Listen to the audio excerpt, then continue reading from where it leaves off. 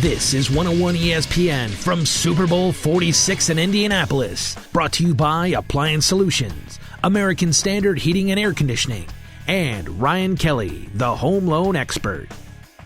I know we'll touch on the Patriots here in this next segment because Curt Schilling's a fan and knows Tom Brady and Bill Belichick and some of the guys, and we'll get his thoughts on the game. But, you know, St. Louis is after all, a baseball town. So I got to say, am I allowed to say this at Super Bowl 46?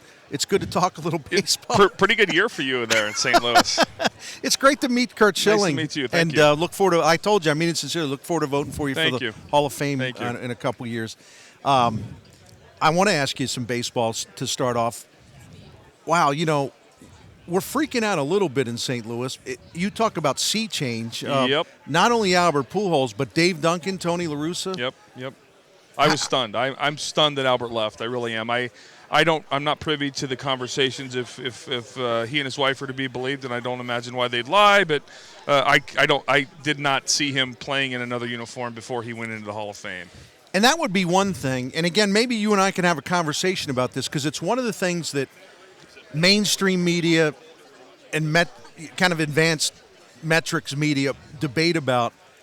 How many games does a manager really win for you? And I don't think all managers are created equally. When you see the long body of work of not only La Russa but Duncan as a team, as a tandem, long history of success, and most of the time I think maximizing what they get out of their team. When you have that leadership change, what does it translate to? I think a pitching coach has far more impact on wins and losses than a manager, and unless the manager inserts himself into the equation, and that generally tends to be a negative thing.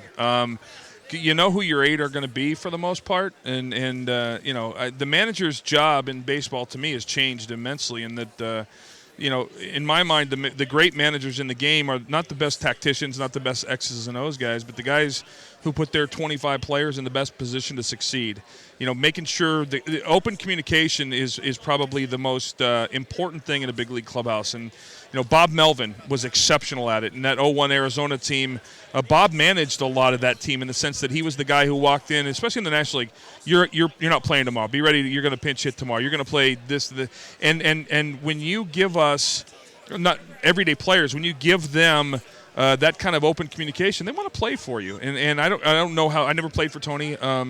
I don't know how he managed, but I found the really good managers I played for that's exactly what they're good at, and much less the hit this guy here and move this guy there. Right. That comes to light in the postseason when every move is. I thought there were some horribly managed games in this postseason, and some guys got really lucky. There were some pitchers that would have been getting at bats in game 6s and 7s because the benches were empty. That would have called it. It would have been glaringly obvious how badly somebody screwed up, and it didn't happen. I agree with you. I really do. So, it's I think the NFL, the NHL, and maybe the NBA in that order are the coach's impact on wins and losses when you're changing shifts on the ice during the game, and in the NFL when you have Belichick being the defensive guy calling plays. Major League Baseball to me is way down the scale of managers' impact of the game. Patriots going to win Sunday? What do you think? I think they are. Yeah, I do. Everyone's going Giants, and I'm having doubts about that. Listen, I feel like they are for the same reasons I felt they were 4 years ago when they lost. I don't think either team winning is going to – there's no upset here, right? I agree with that. Yeah. I think the big matchup for me is the Giant defense against the Patriot offense. The big question is Gronkowski because the playbook in New England looks very different with him off the field. And the playbook on the defensive side of the ball looks very different for the Giants. If they don't have to have Jason Tuck checking him at the line to keep him contained somewhat, then it frees up a guy for the rush, and the pressure on Brady is going to change. And that's the key to this game from the Giants side of the ball. The difference this time is, I think, for New England. Right. Every time you do the whole, hey, check mark who's got the advantage, every game New England's played, Brady's always been the guy you checked off in the quarterback box. I'm not sure that's true. The way Eli is playing right now, he's out of his mind. He is, and it's a natural progression, I think, of a Manning.